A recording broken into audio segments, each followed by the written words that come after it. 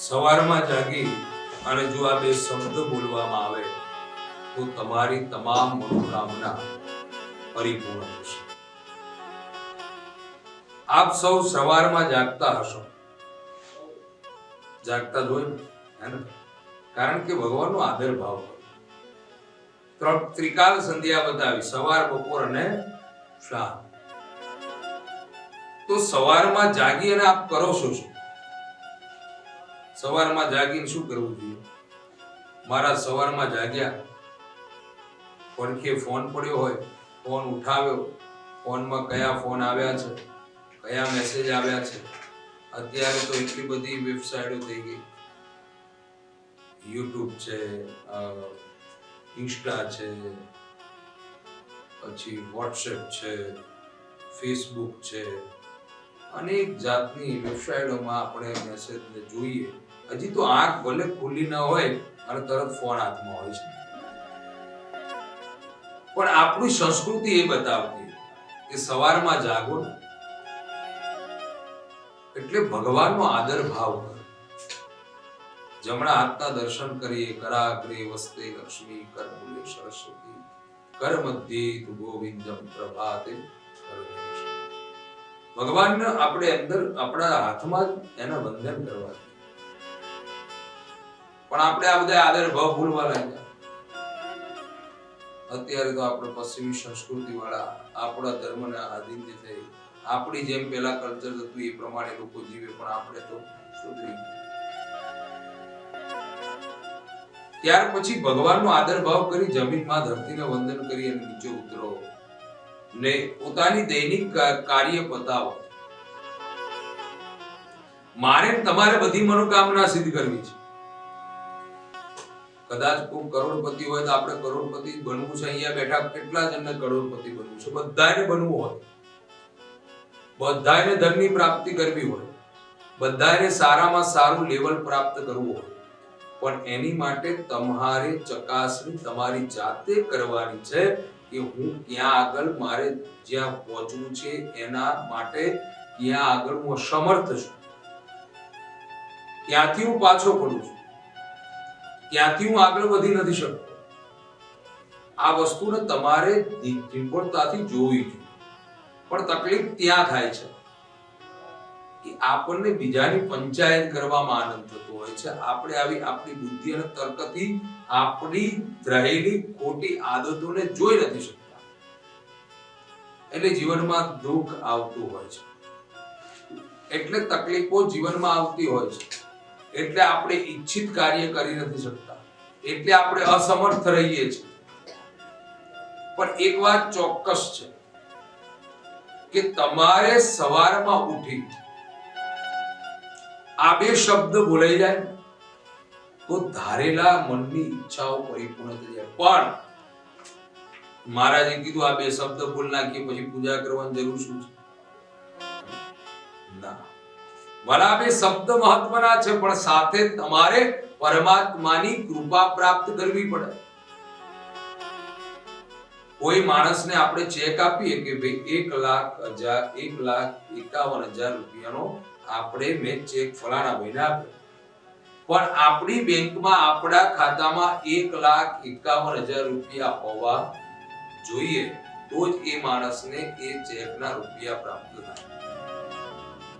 અને આપણી પાસે પૈસા જ ન હોય એટલે આપણે ખોટા વાયદા કરવા પડે.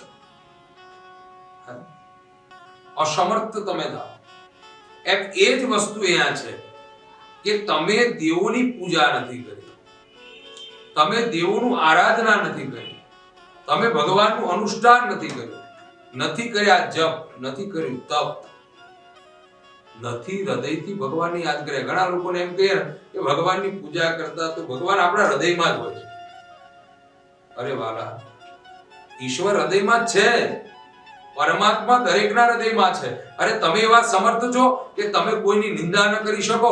અરે અત્યારે કળિયુગનો માણસ કદાચ આપણીથી સાથે ભણતો હોય, આપણી સાથે રહેતો હોય અને થોડોક આગળ આવે તો આપણને નિંદા થાય કે ન થાય? એની આપણે નિંદા કરવા લાગીએ છીએ, એની ઉપર ઈર્ષા કરવા લાગીએ છીએ. તો આપણે સમર્થ છે કે આપણે ભગવાનની પૂજા નહીં કરીએ તોય ચાલશે? નથી હજી એટલા સમર્થ થયો. એ સમર્થતા પ્રાપ્ત કરવા માટે એ મૂર્તિને સામે જોવું જોઈએ. મૂર્તિની સામે જોવું જોઈએ. તો અમારામાં ભાવ ક્યારે જાય? જગન્નાથજીની એક વાત છે, જગન્નાથપુરીમાં એક બાળક છે, નીચ કાસ્ટનો હતો, એટલે એને બહાર ઉભો રાખ્યો. એ એક ટોપલીમાં કેરી લઈને આવ્યા હતા. એને ભગવાનને કેરી ધરાવી. કબાટ એટલે મંદિરના દરવાજા બંધ હતા અને ભગવાને કેરી આરોગી. વિચાર કરો કેટલો બાય ટુ બાય, એટલી બધી જગ્યા, એટલું બધું અંતર, અને પોતે ભગવાન જગન્નાથજીએ કેરીને આરોગી. અને પૂજારી જ્યારે પોતાના દરવાજો ખોલે, દરવાજો ખોલતા અને એમને ભગવાનની પાછળની બાજુ નજર કરીને તો ભગવાને કેરીના ગોટલા પાછળ નાખ્યા હતા.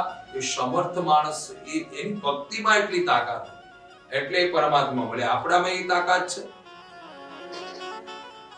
આજે ભગવાન કૃષ્ણને પ્રેમ કરતા હોય તો કાલે ભગવાન રામને પ્રેમ કરીએ, કાલે ભગવાન સ્વામિનારાયણને પ્રેમ કરીએ. હા, તમારા ઈષ્ટ દેવ એક હોવા જોઈએ, ભલે બધાયને માનો. બધા દેવો આપણી માટે એક જ છે, પણ આપણા ઈષ્ટ તો એક જ હોવા જોઈએ. જ્યારે આ સમર્થ ભાવ જાગે, પણ આપણે બધી વસ્તુમાં શોર્ટકટ અપનાવી અને પહોંચવું હોય છે. એટલે ખાસ બે શબ્દ બોલીશું ને આપણી મનોકામના સિદ્ધ થઈ જશે, પણ એની પહેલા તમે સમર્થ બનજો. તમે ભગવાનના આશ્રિત થજો. આપણે કોઈ પણ જગ્યાએ નોકરી કરતા હોય, એક્ઝામ્પલ તરીકે એક ઉદાહરણ દાખલો કે તમે કોઈ પણ જગ્યાએ વ્યવસાય કરો છો, નોકરી કરો છો. હવે તમારે શેઠ છે, તમારા જે માલિક છે, એ માલિકને પ્રસન્ન કરવા હોય તો શું કરવું પડે? એના દિલને જીતવું પડે કે ન જીતવું પડે? તો એની માટે તમે કેટલો બધો પ્રયાસ કરો. સાહેબ જો 9 વાગે આવતા હોય તો આપણે 8:30 પહોંચી જઈએ, બધું જ કામ કરી નાખીએ, પ્રસન્ન થાય એવું કાર્ય કરું. તો એ માલિકને પસંદ કરવા વાળા આટલું કરી શકતા હોય તો માલિકને પસંદ કરવા માટે તમે અડધો કલાક કેમ ન વાપરી શકો? 12 કલાકની નોકરી એ માલિકની સાથે એને પ્રસન્ન કરવા માટે તમે કરતા હો છો, તો એ 12 કલાકમાં આમ તો 24 કલાક આખી જિંદગી તમને શ્વાસ પૂરનાર માલિકની તમે પ્રશંસા અને ભગવાનની પૂજા કેમ ન કરી શકો? એટલે જીવનમાં સવારમાં જાગી અને આ બે શબ્દનું રટન કરજો, અને રાત્રે સુવો ત્યારે આ સ્તોત્રનો પાઠ કરજો. એટલે તમને ભગવાન તરફનો પ્રેમ લાગશે. એ નામ છે રાધે રાધે. રાધે રાધે નું શબ્દનું રટન કરજો. અને રાત્રે સૂતા પહેલા એક બતાવ્યું છે કે રાત્રે સુવો ત્યારે રાત્રિ સૂક્તનો પાઠ જો સાંભળજો. રાત્રે સુવો ત્યારે રાધા ચાલીસાનો પાઠ પણ તમે સાંભળજો, વાંચજો, સાંભળજો.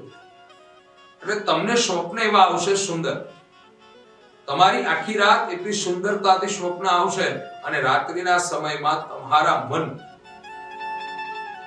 ની વિટમણાઓ, જીવનમાં કંઈ ખોટું કરવાનું પ્રસંગ, તમે કોકનું ખોટું વિચારી નહીં પણ શકો. રાત્રિ આપણે છે ને, આપણું મગજ વધારે કામ કરતું હોય છે,